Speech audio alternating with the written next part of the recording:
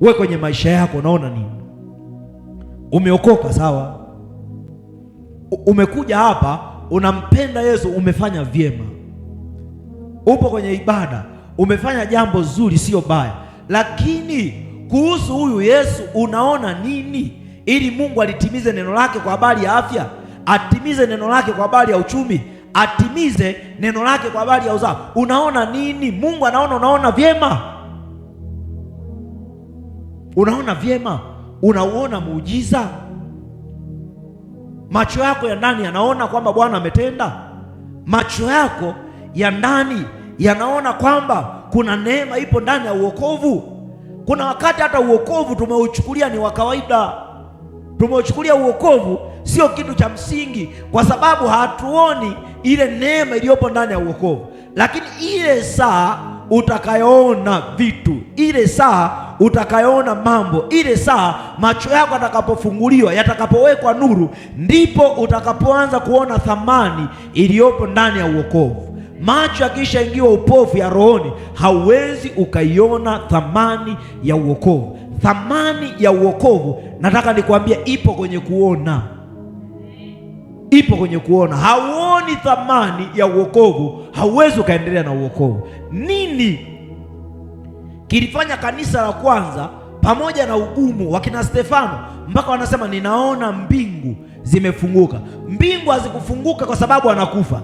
Mbingu zilifunguka kwa sababu ndani yake macho yalikuwa hai, pamoja na kwamba mwili unakufa, lakini akasema ninaona mbingu zimefunguka. Alikuwa anajua kwamba ninaenda mbinguni, aliona mbingu. Wewe unaona nini kwenye jaribu? Ikitokea shida leo, ikitokea shida leo, ni kitu gani wewe unakiona? Kwa nini watu wanaacha imani baada ya kupitia kwenye majaribu? Kwa sababu hawaoni habari, hawaoni wokovu unawasaidia nini, wala hawaoni safari yao ya mbinguni, hawaioni. Tumaini lile la kwenda mbinguni limekufa kwa watu wengi, limeisha, hawaoni. Ndio maana kutenda dhambi kimekuwa kitu rahisi, kufanya mabaya limekuwa jambo rahisi. Macho yakiona, macho yakiwa na tumaini. Anasema imani ni hakika ya mambo yatarajiwayo, ni bayana ya mambo yasiyoonekana. Sisi tunaamini ya kwamba tunaenda mbinguni, tunaamini ya kwamba tuna safari, tunaamini ya kwamba hapa tulipokaa si kwetu. Ili uendelee na uokovu, lazima hiyo mbingu uione kabla hujafika. Usije ukafikiri mbingu utaiona ile siku unayoingia. Wewe ndani yako uone kwamba mimi ni wa mbinguni. Kwa sababu ni wa mbinguni, inatakiwa nijue tabia za baba yangu, inatakiwa nijue maisha ambayo baba yangu anataka niishi. Jicho lako likiona jambo lolote utalipigania, kwa sababu unaona mpaka limetokea. Wengi wamekufa macho, wengi wamekufa hawaoni tumaini, wengi wameisha kufa macho hawaoni uzima. Lakini neno linasema macho ya mioyo yenu na yatiwe nuru. Sema kwa jina la Yesu. Macho ya ndani yangu, macho ya ndani yangu na yatiwe nuru, na yawekewe uzima tena, na yawekewe afya tena. Tumaini lililokufa ndani yangu likatokee tena. Kwa sekunde chache ombea macho yako, ombea macho yako kwa sekunde chache. Kila mmoja omba kwa sauti. Ombea macho yako, ombea macho yako, ombea macho yako. Mwambie Bwana Yesu, achilia uzima kwenye macho yangu, yakaone kile ambacho, yakaone kile ambacho wewe umenikusudia, yakaone kile ambacho wewe unakitaka, katika jina la Yesu Kristo.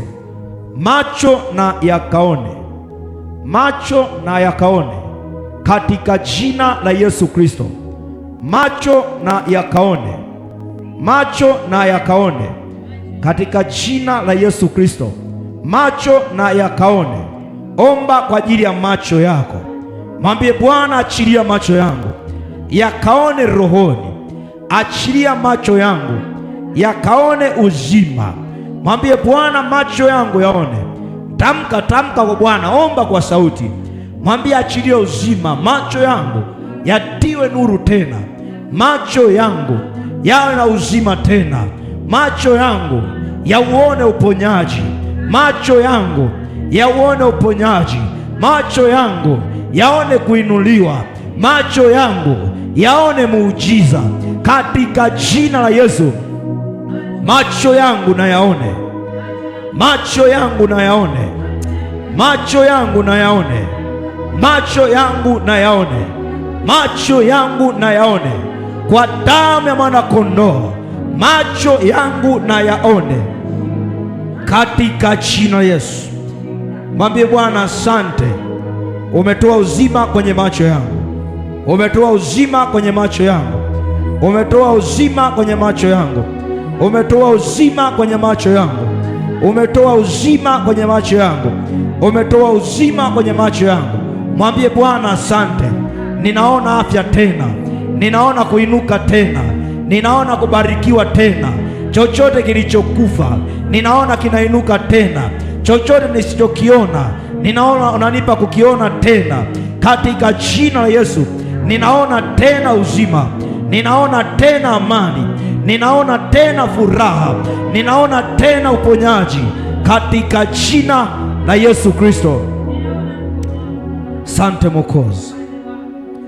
Ukisoma kitabu cha Mwanzo, kitabu cha Mwanzo ile sura ya 15 mstari wa 5, utaona Mungu anamwambia Ibrahim toka nje. Alafu anapotoka nje anamwambia Ibrahim, ziangalie hizo nyota, ziangalie hizo nyota ambazo zipo angani, zitazame nyota Ibrahim. Mwanzo sura ya 15 mstari wa 5, anamwambia ziangalie hizo nyota. Ibrahim anaulizwa, unaweza ukazihesabu hizo nyota? Ibrahim anaangalia, anaona nyota ni nyingi, nyota nyingi. Alafu Mungu anamwambia Ibrahim, unavyoziona hizi nyota zilivyo huko angani, ndivyo utakavyokuwa uzao wako, hautahesabika. Kwa nini Mungu anamwonyesha nyota zilizo nyingi Ibrahim, hapo anamwambia kwa habari ya uzao? Na wakati anamwambia uzao, wakati huo Ibrahim hana mtoto, ana mke, lakini tumbo la Sara limefungwa. Alafu Mungu anamwambia, kwa hizo nyota unazoziona ndivyo uzao wako utakavyokuwa. Maana yake Mungu anamtazamisha kwanza Ibrahim ya kwamba atampa uzao, anataka aone, kwa sababu Mungu anajua kwenye kuona ndiko muujiza unakotokea. Anachofundishwa hapa Ibrahim ni kuona, ni kuamini, macho ya ndani, ili siku ikitokea hata anakata tamaa, Ibrahim akumbuke ya kwamba kuna siku Mungu alinitoa nje. Mungu aliponitoa nje akanionyesha nyota, nilipoziona zile nyota akaniambia ndivyo utakavyokuwa uzao wako. Ndani ya Ibrahim toka siku hiyo ikaanza kutembea picha ya namna uzao wake utakavyokuwa mwingi, kwa sababu aliona. Macho ya ndani yakiishaona, kile kitu kikajengeka ndani yako, ikawa ni picha halisi ya maisha, ikawa ni picha halisi ya ushuhuda wako. Nataka nikwambia, hata kama unapita kwenye jambo gani, hauwezi ukatikisika kwa sababu unaona. Hata kama mwili unauma, hauwezi ukatikisika kwa sababu unaona. Mungu anataka tuvione vitu alichokifanya Mungu. Ndio maana akaweka ahadi za neno lake ya kwamba utabarikiwa shambani, utabarikiwa mjini, na uzao wa tumbo lako utabarikiwa. Kwa nini ameiweka hiyo ahadi? Kwa sababu anataka mtu mpaka anaambia utabarikiwa, maana yake bado haijawa. Lakini Mungu anatengeneza picha ndani ya mwanadamu, anajua kumbe nikienda shambani nabarikiwa, kumbe nikienda mjini ninabarikiwa. Wengi tunafanya vitu wakati tumepoteza kuona kwenye macho ya rohoni. Hakikisha macho ya rohoni yanaona kuinuka kwako, yanaona vitu vimetokea.